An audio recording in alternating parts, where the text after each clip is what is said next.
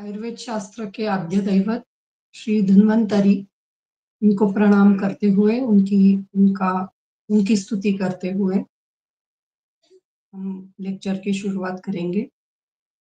शंखं चक्रं जलौकां दधतामृतघटं चारुदोर्भिश्चतुर्भिः सूक्ष्मस्वच्छातिरुद्यां शुकपरिविलसन् मौलिमं भोजनेत्रं कालाम्बोदोज्ज्वलाङ्गं कटितटविलसश्चारुपीताम्बराढ्यं वन्दे धन्वन्तरिं तं निखिलगगन प्रौढ़दावाग्निलीलम्।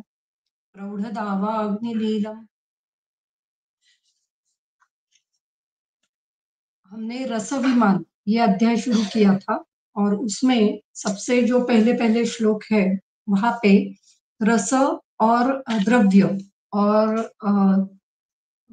दोष और व्याधि इनका एक दूसरे से संबंध कैसे होता है इसके बारे में हम जान रहे थे। उसमें से रस के बारे में हमने 6 रस है ऐसे हमने समझ लिया था। अभी आगे 3 दोष उनके बारे में हम जान रहे थे। उसमें दोषों का वर्णन जो आया है तो 3 ही दोष क्यों है और जो 3 दोषों के जो लक्षण है उनके बारे में हमने जानने के लिए ये वातकलाकली अध्याय जो है वो हमने देखना शुरू किया था। तो उसमें भी हमने जो 8वां श्लोक है जिसमें वायु का पूरा वर्णन आया है, जिसमें शरीर में संचरण करने वाला प्राकृत और विकृत ऐसा वायु और शरीर के बाहर संचरण करने वाला प्राकृत और विकृत, इन 2 प्रकार के वायुओं के जो लक्षण है वो हमने जान लिए हैं। अभी आगे जाके इसी वातकलाकली अध्याय में आगे यहाँ पे सिर्फ इस वायु के वर्णन की क्या जरूरी है, क्यों क्यों इतना बड़ा वर्णन किया है इसके बारे में लिखा है और उसका महत्व वायु का जो महत्व है वो बताया गया है। वो हम अभी नहीं देखेंगे, आगे जाएंगे। मरीचि उवाच, मरीचि नाम के जो ऋषि थे वो बोले, क्या बोले? उवाच वच धातु या ब्रू धातु उसका परोक्ष भूतकाल यहाँ पे बताया गया है। परोक्ष भूतकाल किस लिए बताया जाता है कि अगर कोई भी घटना हमारे सामने नहीं हुई है, वो अगर पहले हो चुकी है जहाँ पे हम उपस्थित नहीं है तो उसके लिए परोक्ष भूतकाल का उपयोग किया जाता है। तो उवाच ये शब्द वच या फिर ब्रू इस धातु का परोक्ष भूतकाल है। तो इसलिए उवाच शब्द का उपयोग किया है। मरीच उवाच, क्या बोले वो?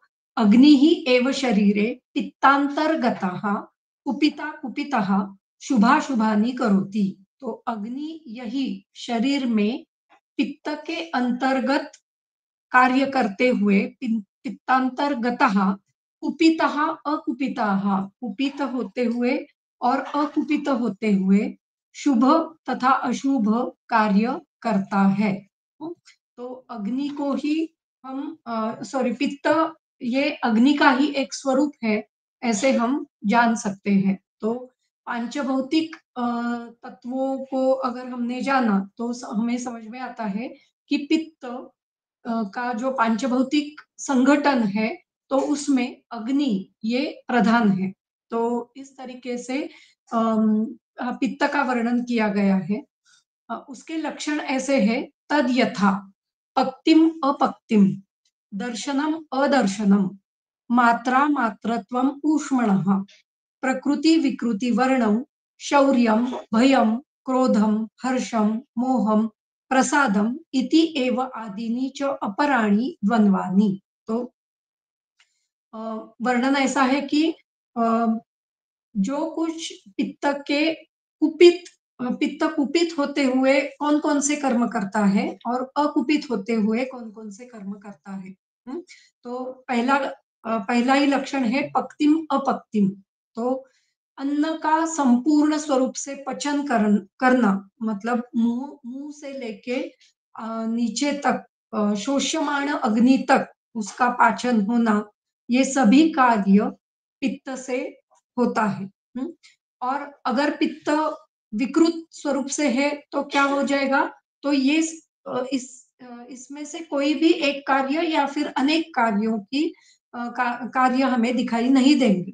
तो इस तरीके से पक्तिम अपक्तिम मतलब कभी अवस्था पाक में अगर अग्नि खराब होता है तो अवस्था पाक में हमें विकृति दिखाई देगी, या फिर पच्यमान अवस्था में अग्नि योग्य नहीं है, उसकी मात्रा योग्य नहीं है तो अपक्ति दिखाई देगी, या शोषमाण अग्नि अगर अच्छा नहीं है तो भी अपक्ति, अन्न का पचन योग्य तरीके से नहीं हुआ है, ये हमें समझ में आएगा। और उसमें हमें अलग-अलग प्रकार के जो जो लक्षण है वो हमें समझ में आएँगे आएँगे। जैसे अवस्था पाक में ही अग्नि अगर अपाचित है, अग्नि ने अगर अपाचित अन्न रख दिया या फिर अग्नि विकृत है, इसके कारण अन्न का पचन योग्य तरीके से नहीं हुआ, तो वांति हो सकती है, या फिर कफ का आधिक्य हो सकता है। हुँ। या फिर अन्न पचन में बहुत अधिक काल लग सकता है। अगर पच्यमान अवस्था में उसका अगर कार्य योग्य तरीके से नहीं हुआ तो अम्ल पित्त की अवस्था हो सकती है, या फिर शरीर में पूरा पित्त फैल सकने की अवस्था भी हो सकती है, या फिर अन्न अधिक मात्रा में और जल्दी-जल्दी पच उसका पाचन हो सकता है। अगर शोष्यमाण अग्नि योग्य तरीके से नहीं कार्य किया, तो कभी अधमान होगा, कभी आटोप होगा, या फिर उदरशूल होगा। इस तरीके से यहाँ पे हमें पक्ति ये शब्द का जो विवरण है या फिर व्याख्यान है, ये हमें समझ लेना चाहिए। आगे दर्शनम अदर्शनम अगर अग्नि योग्य नहीं है तो अम, जो नेत्र के द्वारा, क्योंकि अग्नि ये अग्नि का एक प्रधान स्थान नेत्र नयन ये भी है, तो तेज इस महाभूत के कारण जो नेत्र प्रदेश में या फिर चक्षुरेंद्रिय में जो अग्नि रहता है वो दृष्टि देने का काम करता है, तो वो अगर नहीं हुआ तो अम, अ, एक तो दूरदृष्टि जो है वो नहीं होगी, या फिर जो पास वाली दृष्टि है वो योग्य प्रकार की नहीं होगी, या फिर नेत्रेंद्रिय में कुछ विकृति हमें दिखाई देगी। तो इस तरीके से दर्शनम अदर्शनम, तो अगर पित्त अगर योग्य मात्रा में है तो अम, ये जो नेत्रगत जो लक्षण है या फिर नेत्र के द्वारा हमें जो दृष्टि हमें मिलनी चाहिए वो योग्य होगी। अगर वो विकृत स्वरूप में है तो वो दृष्टि हमें प्राप्त नहीं होगी। दर्शनादर्शने नेत्रगतस्य आलोचकस्य ऊष्मणो मात्रामात्रत्वं हाँ, हाँ, दर्शनादर्शने नेत्रगतस्य आलोचकस्य, तो आलोचक पित्त जो है वो वहां पे काम करता है, और वो अम, योग्य मात्रा में है तो ही हमें दृष्टि योग्य मात्रा में दिखाई देती है।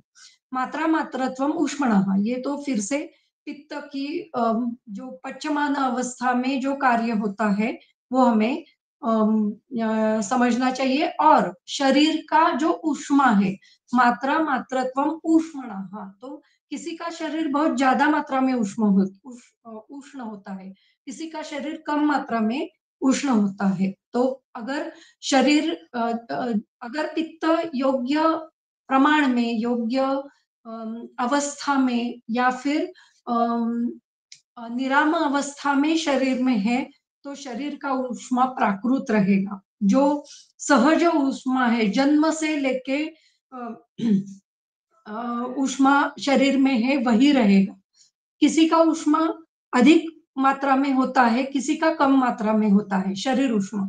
तो वो वो हमें समझना चाहिए कि वो ऊष्मा प्राकृत है या विकृत है। अगर पित्त प्रकृति है तो शरीर का ऊष्मा अधिक मात्रा में रहेगा, अगर कफ प्रकृति है तो शरीर का ऊष्मा कम मात्रा में रहेगा। तो मात्रा मात्रत्वम ऊष्मणः। और हमने ये भी जाना है, गृहिणी अध्याय हम जब देख रहे थे, तो गृहिणी अध्याय का वर्णन हमने किया है, और इसी जो स्वास्थ्य पाठशाला नाम का हमारा जो यूट्यूब चैनल है, उस पर गृहिणी अध्याय हमने अपलोड करके रखा है, तो वो आप देख सकते हैं। तो उसमें हमने पहला ही श्लोक देखा था कि अग्नि यही शरीर का मूल है, और शांतेग्नौ म्रियते युक्ते चिरंजीवति अनामयः। तो अगर अग्नि शांत हो गया तो मृत्यु जरूर है, या जरूर मृत्यु अ, होती है। तो वही अग्नि यहाँ पे पित्त के स्वरूप में काम करता है। तो अ, अगर अग्नि योग्य है तो पित्त योग्य रहेगा और शरीर का ऊष्मा योग्य रहेगा। अगर अग्नि नहीं है, अग्नि का नाश हो गया, तो पित्त का ऊष्मा कम हो जाएगा, और हमें मृत्यु के समय में हमें वो समझ में आता है कि ऊष्मा हमें दिखाई नहीं देता है, या फिर शरीर शीत हो जाता है। तो इस प्रकार से अग्नि के ऊपर ही पित्त का ऊष्मा और शरीर का ऊष्मा अम, होता है। तो यहाँ पे मात्रा मात्रत्वम ऊष्मणः, इससे हमें ये जानना चाहिए। आगे है प्रकृति विकृति वर्ण। तो शरीर का जो वर्ण है वो भी अग्नि के ऊपर होता है। वो भी हमने उसी अध्याय में देखा था कि आयुर्वर्ण बल स्वास्थ्य उत्साह उपचय प्रभा। तो वहां पे वर्ण जो आया है, तो प्राकृत वर्ण है तो वो पित्त की वजह से होता है, और विकृत वर्ण है तो पित्त अगर दूषित हो जाए तो वर्ण दूषित हो जाता है, और पित्त ये अग्नि के कारण होता है। ये यहाँ पे समझ में आता है हमें। तो प्रकृति विकृति वर्ण, शौर्य, भय, क्रोध, हर्ष, मोह, प्रसाद, ये सभी जो है वो पित्त के ऊपर अवलंबित है। तो अगर पित्त अच्छा है तो शूरता अच्छी होगी। जिसके शरीर में कफ बहुत ज्यादा मात्रा में होता है और पित्त कम होता है, वो लोग कम शौर्य वाले होते हैं। या फिर वात का आधिक्य है, वात पित्त प्रकृति है ऐसे समझ में आ रहा है, लेकिन वात का आधिक्य है तो उसमें भी हमें शौर्य कम दिखाई देता है। लेकिन पित्त का आधिक्य है तो वो शौर्य ज्यादा दिखाई देता है। तो हमें समझ में भी आता है कि जिनके शरीर में पित्त अच्छा है तो उनका वक्तृत्व अच्छा होता है, उनका स्टेज डेयरिंग अच्छा होता है, और बहुत बार ये लोग अगर कोई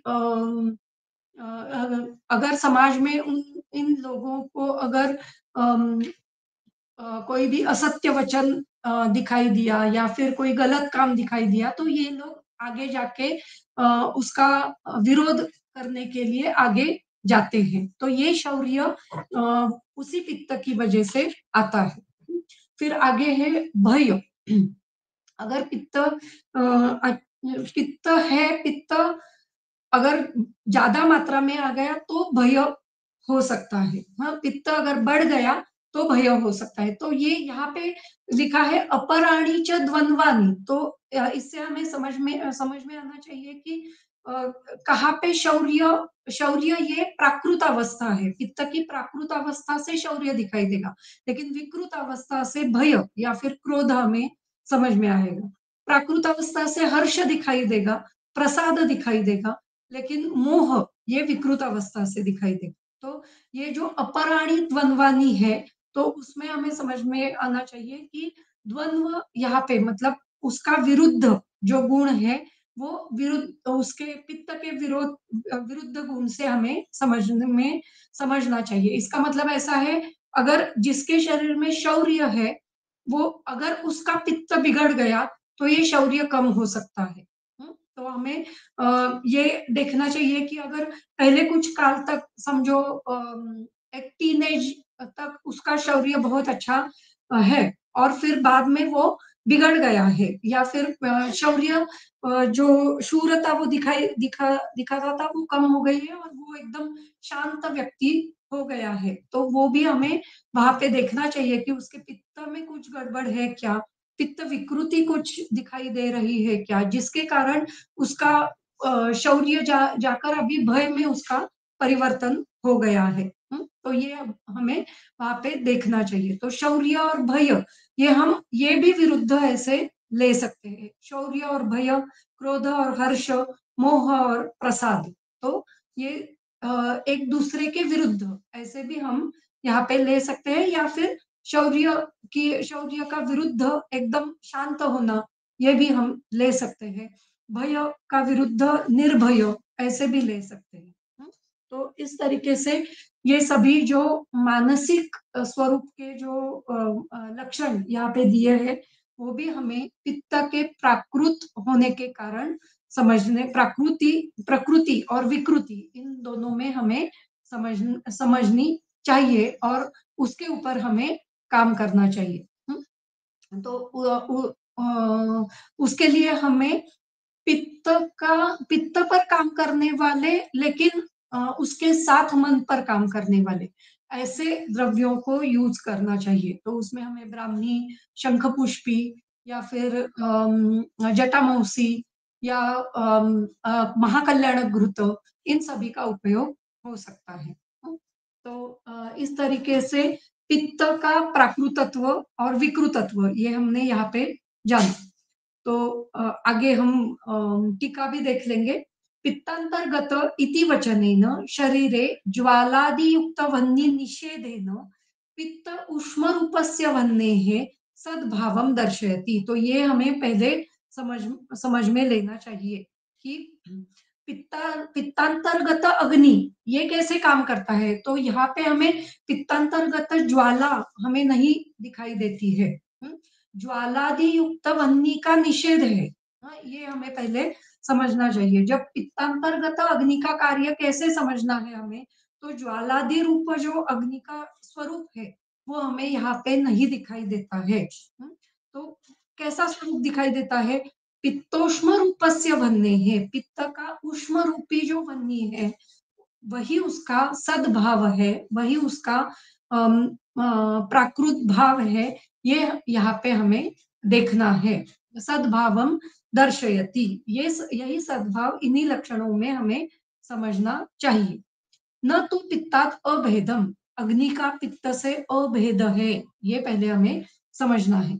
पित्तेन अग्निमांदस्य गृहणी अध्याय वक्षमाणत्वात्, ये मैंने पहले ही बताया कि गृहणी अध्याय में हमने अग्निमांद्य के अलग अलग रूप और अलग अलग लक्षण, उसकी चिकित्सा, ये सभी हमने वहां पे देखा है। अग्नि का प्राकृत स्वरूप क्या होता है, उससे क्या क्या कार्य होते हैं, वो भी हमने वहां पे देखे हैं। तथा पित्तहरस्य सर्पिशो अग्निवर्धनत्वेन उक्तत्वात्, उसी प्रकार पित्तहर पित्तहरस्य सर्पिशो अग्निवर्धनत्वेन उक्तत्वात्, मतलब पित्तहर करने वाला जो सर्पी है वो अग्नि को बढ़ाता है। ये भी वहां पे हमने देखा है, गृहणी अध्याय में उसका वर्णन किया गया है। जो घी है वो पित्तहर है, लेकिन वो अग्नि बढ़ाने वाला है। ये उसका प्रभाव प्रभाव से ही ये हमें जानना चाहिए। तो ये क्या करता है? ये ऐसे करता है कि पित्त का जो तीक्ष्णत्व है वो वहां पे कम हो जाता है, लेकिन उसका जो ऊष्मा है वो अग्नि के स्वरूप का जो ऊष्मा है, और शरीर में जो पाचन करने के लिए योग्य जो अग्नि है वो बढ़ाने का काम सर्पी करता है, घृत करता है। तो ये हमें यहाँ पे समझना चाहिए। तो पित्त का जो अग्नि, पित्त में रहने वाला जो अग्नि है वो ऊष्म स्वरूप, या फिर अग्नि पाचन करने वाला अग्नि, इस तरीके का उसका स्वरूप होता है। तो वो स्वरूप हमें यहाँ पे जानना है। पक्तिम अपक्तिम इति अविकृति विकृति भेदेन, पक्तिमिति अविकृति और अपक्तिमिति विकृति भेदेन पाचकस्य अग्नेः कर्मम्। तो ये पाचक अग्नि का कार्य है। दर्शन अदर्शने नेत्रगतस्य आलोचकस्य अग्नेः कार्य। तो पाचक अग्नि का कार्य हुआ, आलोचक अग्नि का कार्य हुआ। फिर ऊष्मणो मात्रा मात्रत्वम वर्ण भेदौ च त्वगतस्य भ्राजकस्य। तो त्वगत जो भ्राजक अग्नि है उसका कार्य शरीर का ऊष्मा रखना या फिर शरीर का प्राकृत ऊष्मा दिखाना, ये भ्राजक अग्नि का कार्य हमें स्पर्श से हम वो समझ सकते हैं। ये भ्राजक अग्नि का कार्य है। भय शौर्यादि हृदयस्थ साधकस्य, तो भय और शौर्य ये हृदयस्थ साधक अग्नि का कार्य यहाँ पे दिया गया है। रंजकस्य तु बहिस्फुटक अ, बहिस्फुट कार्य अदर्शनात् उदाहरणम न कृतम। तो रंजक अग्नि जो है उसका बहिर्स्फुटक कार्य नहीं है, मतलब हमें बाहर से समझ में नहीं आता है कि ये रंजक अग्नि का कार्य होगा, तो इसलिए उसका कार्य यहाँ पे नहीं दिया है। रंजक अग्नि का कार्य क्या है? रंजकस्य रस रंजनात्, तो रस का रंजन करना, ये कार्य बाहर नहीं दिखाई देता है, इसलिए उसका वर्णन इसमें नहीं किया गया है। तो ये सभी जो वर्णन है वो अलग-अलग अग्नि के अलग-अलग पाचकादि पित्त के वर्णन यहाँ पे दिए गए हैं। तो वो हमें ध्यान में लेने चाहिए और इस तरीके से पित्त का कार्य हमें समझना है। और ये 2 प्रकार का है, प्राकृत और विकृत। ये समझते हुए हम आगे जाएंगे। आगे दिया है कफ का कार्य। तच्छ्रुत्वा मरीच वचः, तो मरीच इन ऋषि का वचः मतलब कहना, कहना या फिर बोलना। ये तच्छ्रुत्वा, ये वो वचन सुनते हुए आगे काप्य उवाच, काप्य ऋषि बोले, क्या बोले? सोम एव शरीरे, सोम यही शरीर में, श्लेष्मांतर्गतः, श्लेष्म के अंतर्गत होते हुए, कुपिता अकुपिताः, कुपित और अकुपित रहते हुए, शुभाशुभानि करोति, शुभ और अशुभ ऐसे कार्य करते हैं, करता है। तद यथा दार्ढ्यम शैथिल्यम उपचयम कार्श्यम उत्साहम आलस्यम वृषताम क्लिबताम ज्ञानम अज्ञानम बुद्धिम मोहम एवं आदीनि च अपराणी द्वंद्वानि इति। अभी यहाँ पे सोम एव शरीरे श्लेष्मांतर्गतः कुपिता अकुपिताः, हाँ, तो कुपित पहले लिया है, अकुपित बाद में लिया है, लेकिन शुभ पहले लिया है और अशुभ बाद में लिया है। हाँ, तो कुपित एक्चुअली अशुभ कार्य करते हैं और अकुपित शुभ कार्य करते हैं, लेकिन ये जो उन्होंने वर्णन किया है, तो इसका मतलब हमें ऐसे जानना चाहिए कि कुपित होते हुए भी कभी-कभी शुभ कार्य हो सकते हैं, अकुपित होते हुए भी शुभ कार्य अशुभ कार्य हो सकते हैं। तो इसलिए उन्होंने उन दोनों का ये क्या अ, जो उनकी रचना है शब्दों की, तो इस तरीके से की हुई हमें दिखाई देती है। तो यहाँ यहाँ पे भी हमें वाक्य शेष समझ सकते हैं या फिर अम, अ, समुच्चय तंत्र युक्ति समझ सकते हैं कि कुपित अकुपित होते हुए वो शुभ और अशुभ अ, इन सभी प्रकार के कार्य वो कर सकते हैं, ये हमें यहाँ पे जानना है। तो वो कफ क्या करता है? तद यथा दार्ढ्यम, दृढ़ता निर्माण करना, शरीर में दृढ़ता निर्माण करना सभी शरीर धातु दृढ़ करना, उनको मजबूती देना, ये कार्य कफ करता है।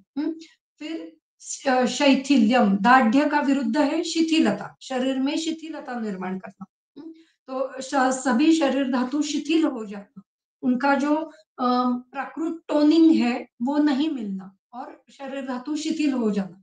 तो यहाँ पे हमें जहां-जहां पे शैथिल्य हमें दिखाई देता है, प्रमेह हमें दिखाई देता है, सीरा शैथिल्य दिखाई देता है, हाँ? तो वहां पे हमें कफ का प्राबल्य है क्या, वो हमें समझना चाहिए। प्रमेह में तो होता ही है, कफ बहु अम, अ, कफ की बहुता वहां पे दिखाई देती है। तो ये जो शैथिल्य है या फिर कभी-कभी स्किन में त्वचा के कुछ प्रदेश में शिथिलता आ जाती है, तो वहाँ पे कफ संचय हुआ है क्या?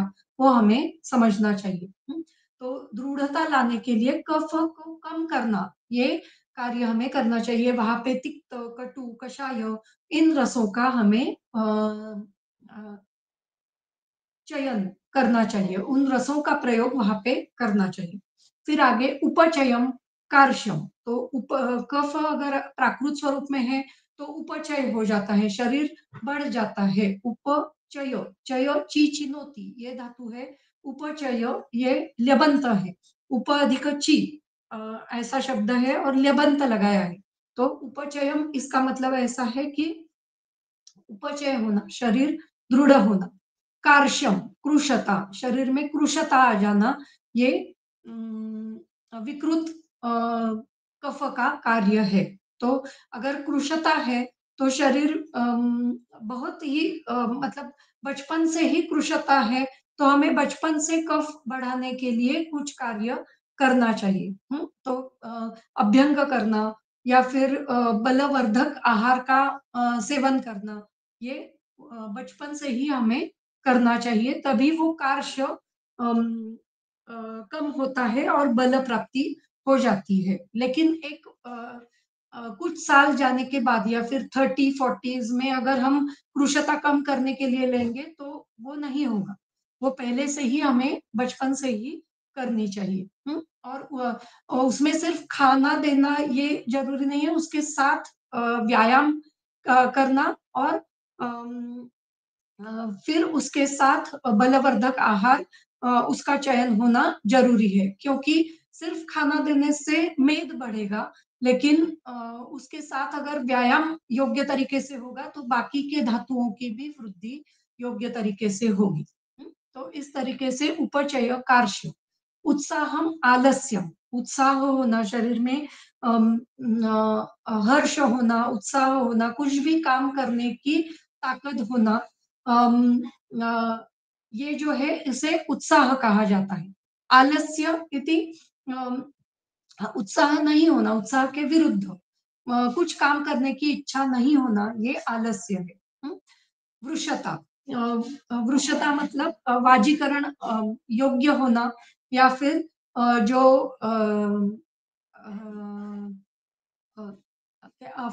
फर्टिलिटी योग्य मात्रा में होना, ये वृषता है। और इसके विरुद्ध क्लीबता, इसका मतलब है कि जो योग्य स्पर्म काउंट न होना, अजोस्पर्मिया होना, अस्पर्मिया होना, ये सभी जो है ये हमें क्लीबता में लेने चाहिए। वृषता मतलब ये जो बीज है वो भी योग्य मात्रा में होना। अभी ये बीज दोनों के हमें समझने चाहिए, स्त्री शरीर में भी और पुरुष शरीर में, इन दोनों में ये वृषता है या नहीं, ये हमें समझना चाहिए। तो और वृषता 2-3 प्रकार से समझनी चाहिए। बीज अच्छा होना, ये जो अ, अ, मतलब जो क्या बोल सकते हैं, फर्टिलिटी योग्य प्रकार से होना, और शुक्र धातु का श्रवण योग्य मात्रा में होना, और स्त्री शरीर में भी ओवम का कार्य योग्य मात्रा में होना, इन सभी को हमें वहां पे लेना चाहिए। और जो कामावस्था है वो भी योग्य मात्रा में होनी चाहिए। तो ये सभी अवस्थाएं वहां पे, उसके लिए जो बल चाहिए वो भी योग्य मात्रा में होना चाहिए, ये भी हमें वहां पे लेना चाहिए। और वो बल है, वो ओज की वजह से ही होता है या कफ की वजह से ही होता है। तो 17वें अध्याय में, चरक सूत्रस्थान अध्याय 17 में वहां पे भी लिखा है कि अम, अगर कफ अच्छा है तो ओज अच्छा होता है। तो इस तरीके से हमें वहां पे कफ और ओज, कफ और सोम, इनका जो एक दूसरे का जो संबंध है वो हमें जानना है। तो इस तरीके से वृषता हमें यहाँ पे समझनी चाहिए। और उसके विरुद्ध क्लिबता। ज्ञानम अज्ञानम। तो ज्ञान योग्य प्रमाण में होना ये, और योग्य तरीके से होना ये भी अ, कफ की वजह से होता है। ये एक्चुअली ज्ञान या फिर बुद्धि, ये कार्य पित्त की है, लेकिन पित्त की बुद्धि क्या होती है कि जो बाहर के विषय है उनको समझना, ये पित्त की बुद्धि है। लेकिन ज्ञान है, जो बाहर का ज्ञान है वो शरीर में धारण करना, ये कफ की बुद्धि है। कफ का कार्य है। तो धारण करना, जो ज्ञान हमें प्राप्त हुआ है वो धारण करना और वो योग्य काल में बाहर निकालना, वो वात का काम है आगे। लेकिन धारण करना, ज्ञान का धारण करना, ये कफ का काम है। और वो अगर हमें समझ में आ रहा है लेकिन वो धारण ही नहीं हो रहा है, तो वो अज्ञान, वो जो है वो विकृत कफ की वजह से होता है। तो यहाँ पे भी हमें कार्य करते समय तीन, मतलब अगर अम, अम, हम जब बोलते हैं कि मेंटल रिटार्डेशन है या फिर एडीएचडी है, ये सभी जो अलग-अलग प्रकार के रोग, मानसिक रोग हमें दिखाई देते हैं, वहाँ पे अम, जहाँ पे हमें समझ में आता है कि ज्ञान होता है, कम होता है, या फिर बहुत ज़्यादा एंग्ज़ायटी है, या फिर कोई भी विषय थोड़ी देर में भूल जाता है। ये सभी जो है इसके लिए हमें वात, पित्त, कफ का ज्ञान होना बहुत ज़रूरी होता है। हुँ? अभी मैंने जो जैसे कहा वैसे पित्त क्या करेगा? पित्त बाहर का ज्ञान शरीर के अंदर उसका उसका कन्वर्जन करेगा। हुँ? जो बाहर का ज्ञान है वो अ, आलोचक बुद्धि या फिर स्पर्शन इंद्रिय या फिर कर्णेंद्रिय, इनके द्वारा वो ज्ञान शरीर में आ जाएगा। और उसका धारण करना किसका काम है? तो वो कफ का काम है। हाँ, उसका धारण अगर नहीं हो रहा है तो वो कफ विकृत हो गया है, ये हमें समझना चाहिए। और वात पित्त बढ़ गया है, ये भी वहाँ पे हमें समझ में आता है कि अगर अ समझ में आए हुए अम, जो ज्ञान है वो हमें समझ में आ रहा है, लेकिन उसका धारण नहीं हो रहा है, तो वहाँ पे वात-पित्त बढ़ा है क्या? वो हमें समझना चाहिए और उसके ऊपर हमें काम करना चाहिए। और जो ज्ञान हमें प्राप्त हुआ है, वो समझ में भी आ रहा है, लेकिन वो उसका एप्लीकेशन योग्य तरीके से नहीं हो रहा है, तो वहाँ पे वात बिगड़ गया है क्या? वो भी हमें देखना चाहिए। हुँ? तो इस तरीके से हमें ज्ञान का कार्य देखना चाहिए। किसी ने कुछ 1 मिनट, मेसेज आया है, शर्वरी कह रही है, "मॅम वृषता कफाच्या प्राकृत कर्मामध्ये दिले आहे, परंतु स्त्री बीजाचा विचार करताना आग्नेय गुणप्रधान आहे, तर तेथे कफाचा विचार कसा करता येईल?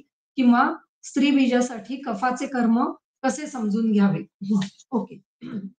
तर जिथे कुठे जहाँ-जहाँ पे यहाँ पे कफ का विचार आया है ना, तो वहाँ पे बीज की निर्मिति और बीज का जो अ बल है, वो हमें वहाँ पे देखना है। इसलिए मुझे वो शब्द समझ में नहीं आ रहा था, क्या बोलूँ? तो जो काम भावना है, वो या फिर काम में जो बल लगता है, वो कफ की वजह से होता है। अगर वो बल नहीं है, तो कफ कम है या फिर कफ अधिक मात्रा में है।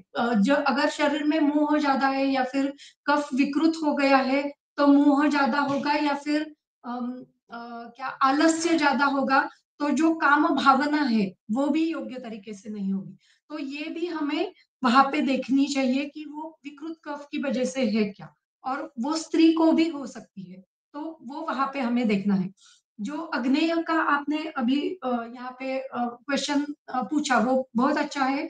आपका क्वेश्चन बराबर है कि आग्नेय गुण से स्त्री का बीज काम करता है, तो बराबर है, अग्नेय गुण से काम करता है, तो वहां पे पित्त की जरूरी जरूर होगी।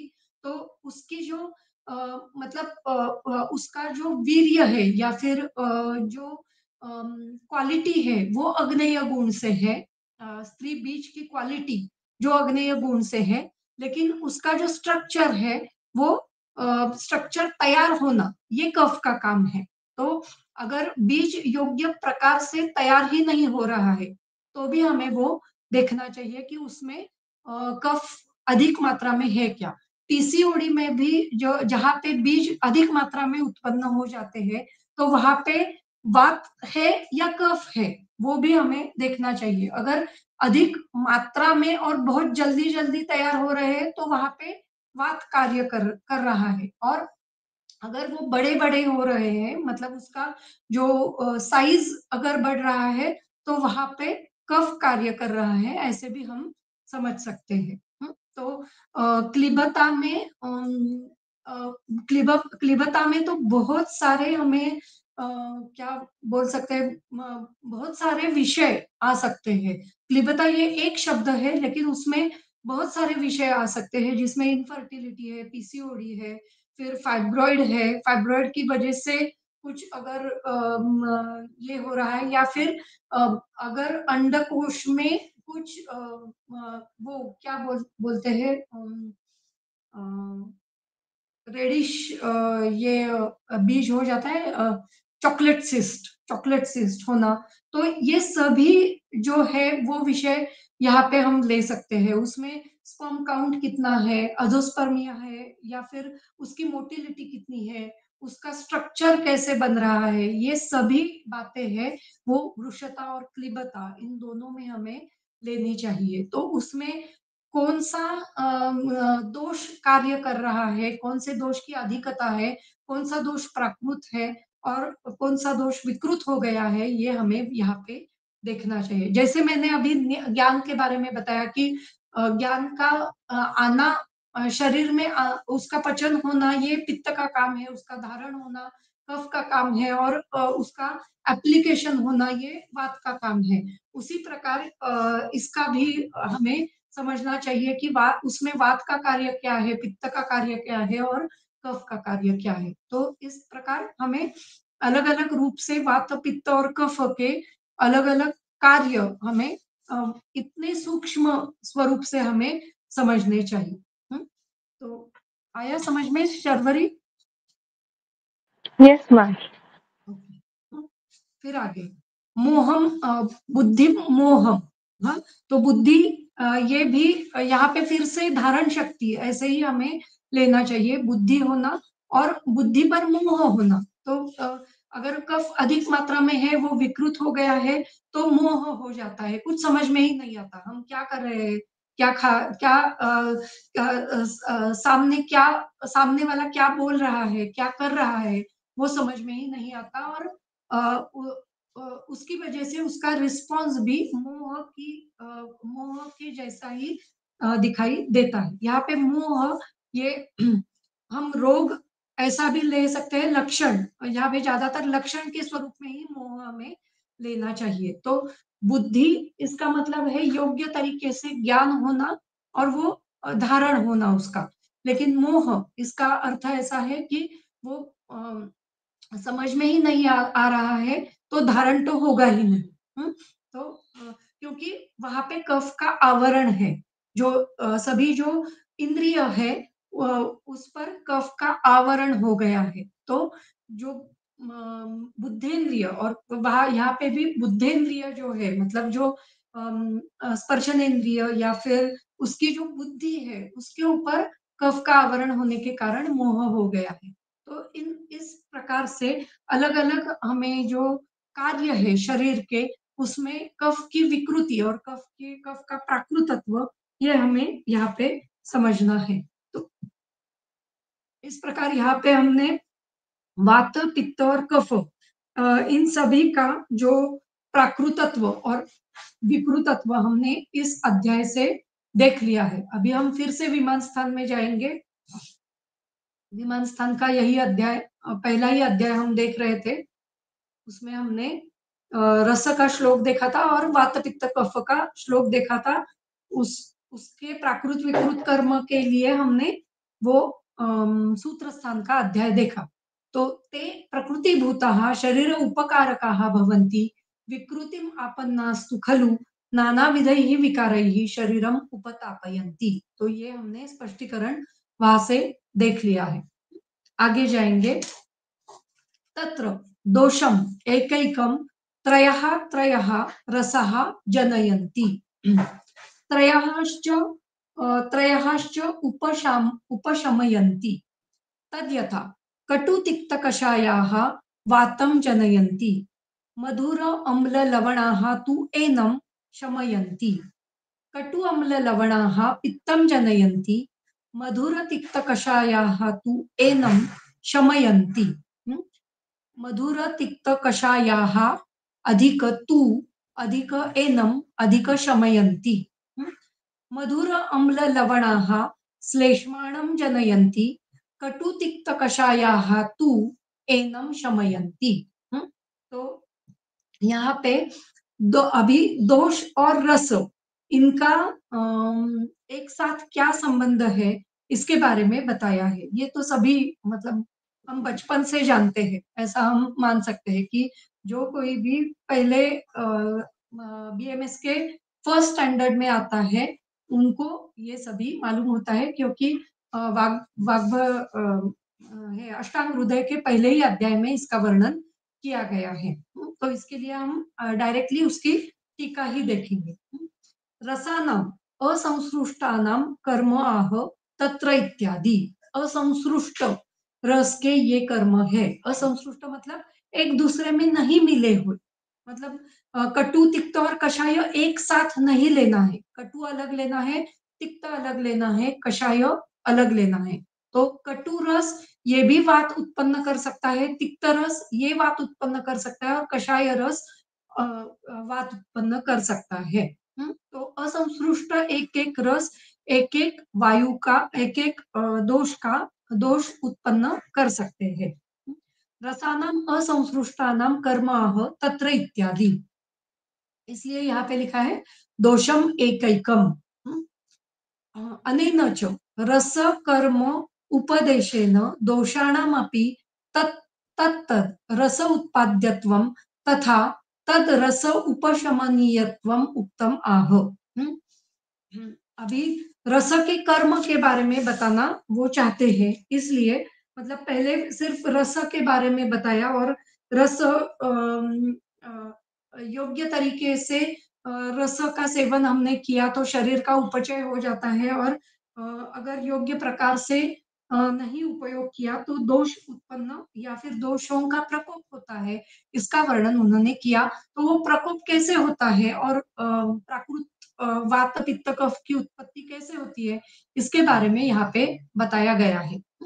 अनेन च रस कर्म उपदेशेन दोषाणामपि तद तद रस उत्पाद्यत्वम तथा तद तद रस उपशमनीयत्वम उत्तम भवति। तो रस और कर्म रस के कर्म का उपदेश करते हुए दोषों की उत्पत्ति और दोषों का शमन यहाँ पे बताया है। कटुतिक्त कषायाः वातम जनयन्ति। कटुतिक्त रस ये वात को उत्पन्न करते हैं। असति इति असति परिपंथिनी इति ज्ञेयम तेन अर्क अगरु गुडिचादीनां तिक्तानाम अपि वातजनकत्वे न दोषः। तो इसका मतलब ऐसा है कि असति असति शब्द यहाँ पे किया है। असत असत मतलब ऐसे कहा गया है कटुतिक्त कषाय वातम जनयंती असत। असत का असति ऐसे बताया गया है, ठीक है। परिपंथिनी इति ज्ञेयम, लेकिन उसका अपवाद भी हमें जानना चाहिए। परिपंथिन इसका मतलब है अपवाद, तो उसका अपवाद भी हमें जानना चाहिए। तेन अर्क अगरु गुडुचि इत्यादि न तिक्तानामपि, ये तिक्त होने पर भी तिक्तानामपि वात जनकत्वे न दोषाः, वात जनन करते हुए भी वो दोष कारक नहीं होते हैं। वो भी कुछ प्रमाण में वात की उत्पत्ति करते हैं, लेकिन वो वात वायु जो है, वो जो तिक्त रस है वो शरीर में दोषकारक नहीं होते हैं। वो वात जो है वो दोष स्वरूप में नहीं उत्पन्न होता है।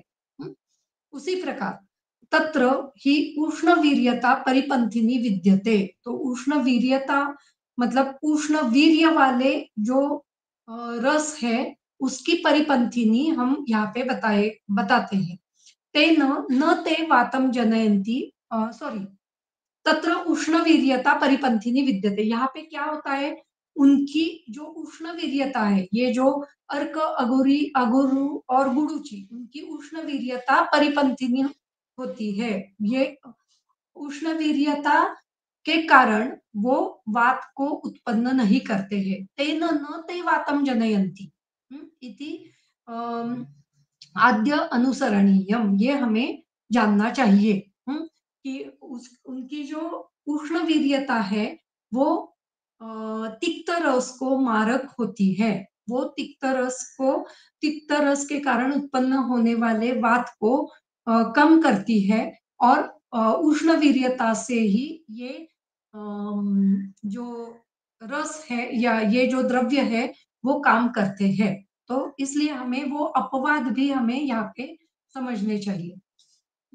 एनमिति पदेन यहाश्च कट्वादीजो वायुः तम एव मधुरादयः सर्वात्म एव विपरीत्याः विशेषेण शमयन्ति इति दर्शयति। यहाँ पे कटुतिक्त कषायाः वातम जनयन्ति, मधुर अम्ल लवणाः स्तु एनम। ऐसे एनम इसका मतलब है एनम वातम शमयन्ति। एनम वातम शमयन्ति। एनम ये अयम इस सर्वनाम का रूप है। अयम मतलब यही, ये बात, हाँ, यह यह तो इस बात को या फिर इस बात को वो शमन करते हैं। कौन? मधुरादयाः। तो एनमिति पदेन यहाश्च कट्वादीजो वायुः, यहाश्च कट्व इत्यादि से उत्पन्न वायु जो है, तम एव उसी को, तम एव मधुरादयः सर्वात्म विपरीत्यात्, मतलब वो पूरी तरीके से विपरीत है। किससे विपरीत है? कटु तिक्त कषाय से पूरी तरीके से विपरीत ऐसे मधुर अम्ल लवण है। सर्वात्म वैपरीत्यात् विशेषेण शमयन्ति, विशेषतः वो उसका शमन करते हैं, ऐसे दिखाई देता है। जागरणादि हि वायौ जागरणादि विपरीताः स्वप्नादय एव विशेषेण पथ्याः। तो यहाँ पे थोड़े कुछ अलग या फिर विहार के कुछ विषय यहाँ पे दिया है कि जागरण इत्यादि से जो वात की उत्पत्ति होती है उससे विपरीत स्वप्न इत्यादि विशेषतः पथ्य है। इस जागरण इत्यादि से उत्पन्न वायु को विरुद्ध क्या है? तो स्वप्न इत्यादि उसका विरुद्ध है या फिर उसके लिए पथ्य कारक बताया गया है। ये जैसे पूरी तरीके से विपरीत है, उस प्रकार से ये विपरीत है, ये देने के लिए ये उदाहरण दिया गया है। तो सर्वात्म विपरीत इसका अर्थ बताने के लिए उन्होंने जागरणादि ये यहाँ पे दृष्टांत दिया है कि जागरण अगर किया और वात उत्पन्न हो गया, तो इसलिए हमें हेतु ढूंढना बहुत जरूरी है। किसी को अगर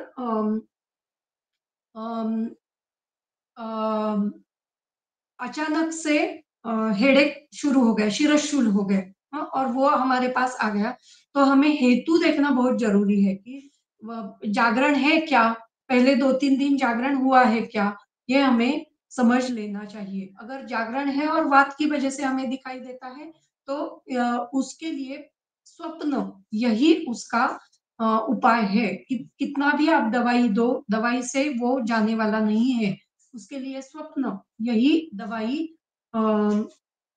उपयोग में आती है या फिर यही पथ्य है। तो इसलिए ये बताने के लिए ये जैसे सर्वात्म विपरीत है, उस प्रकार से वात पित्त कफ, सॉरी, कटु तिक्त कषाय का पूरा विपरीत मधुर अम्ल लवण है और वो हमें यहाँ पे समझना चाहिए।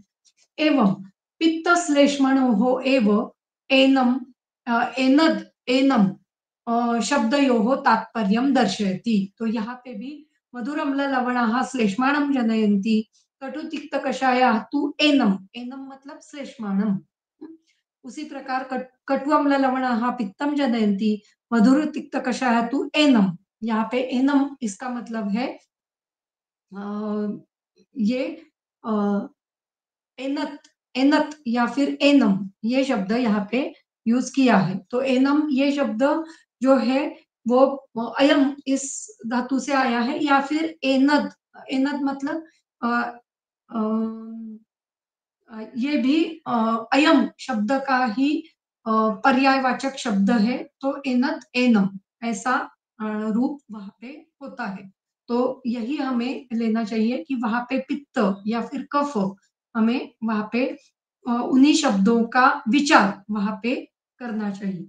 इस तरीके से यहाँ पे हमने दोष और रस उनका एक साथ क्या संबंध है, ये हमने इस श्लोक में देखा। आगे ये श्लोक हम पढ़ते हैं, उसको समझ लेते हैं, फिर टीका हम आगे देखेंगे। रस दोष सन्निपाते तु ये रसाः ये दोषैः समान गुणाः समान गुण भूयिष्ठाः वा भवन्ति ते तान् वर्धयन्ति। विपरीत गुणाः विपरीत गुण भूयिष्ठा वा शमयन्ति अभ्यस्यमाना इति। एतत् व्यवस्था हेतोः षट्त्वम् उपदिश्यते दिश्यते रसानां परस्परेण असंसृष्टानां त्रित्वं च दोषाणां। रस और दोष का रस और दोष सन्निपाते तु, जब दो रस, हाँ, दो रस या तीन रस एक साथ आते हैं और दो दोष या फिर दो तीन दोष ऐसे उत्पन्न करते हैं, तो रस दोष सन्निपाते तु ये रसाः, जो जो रस, यही दोषैः, जिन जिन दोषों के समान गुण के होते हैं या फिर समान गुण भूयिष्ठ होते हैं, अ, वह दोष, वह रस उन दोषों को बढ़ाते हैं। मतलब समान गुण के या फिर समान गुण भूयिष्ठ होते हैं, मतलब समान गुण वाले होते हैं। पूरे पूरे तरीके से समान गुण होते हैं ऐसे नहीं, या फिर कुछ कुछ गुण उनके समान होते हैं। ऐसे जो रस है वो उन दोषों को बढ़ाते हैं, उनके समान दोषों को बढ़ाते हैं। इसका मतलब ऐसा है, मधुर अम्ल लवण अगर एक साथ लिए गए, तो वो कफ को बढ़ा देंगे, या फिर कफ और पित्त को बढ़ा देंगे। उदाहरण देती हूँ, एक ही उदाहरण, फिर आगे मतलब अगले इसमें और सारे उदाहरण दे दूंगी। एक ही उदाहरण देती हूँ। आपने कभी इमली का वो जो इमली की चटनी खाई है, तो उसमें मधुर है, अम्ल है, लवण है, तीनों है। वो अगर बहुत ज्यादा मात्रा में खा गई तो क्या हो जाएगा? कफ भी बढ़ेगा, पित्त भी बढ़ेगा। तो इस तरीके से ये समान गुणात्मक है, तो इसलिए वो समान गुण वाले कफ और पित्त इन दोनों को बढ़ाते हैं। तो ते तान तान दोषान अभिवर्धयन्। विपरीत गुणः तु विपरीत गुण भूयिष्ठा वा शमयन्ति अभ्यस्यमानाः। अभ्यस्यमान करते हुए मतलब अभ्यास करते हुए वो विपरीत गुण से शांत हो जाते हैं। इसका भी, ये इन सभी का उदाहरण मैं अगले इसमें और अच्छी तरीके से दे दूंगी। एतत् व्यवस्था हेतु हो, इसी की व्यवस्था करने के लिए षट् त्वम उपदिश्यन्ते रसानां परस्परेण असंसृष्टानाम। परस्पर असंसृष्ट ऐसे 6 रस बताए हैं और 3 दोष बताए हैं। ये भी हम देखेंगे कि 6 रस ही क्यों है वो, तो वो उसके लिए एक परिसंवाद हुआ है, तो वो परिसंवाद भी हम ये देखते हुए हम उसको भी जान लेंगे। तो परिसंवाद शायद 25वें अध्याय में है सूत्र स्थान के, तो वो हम वहां पे देख लेंगे। तो यहाँ पे आज हम रुकते हैं। सोमवार को लेक्चर नहीं होगा, डायरेक्टली शुक्रवार को होगा। अगले शुक्रवार को हम फिर से मिलेंगे। तो आज हम यहाँ पे रुकते हैं। किसी को अगर कुछ प्रश्न है तो पूछ सकते हैं।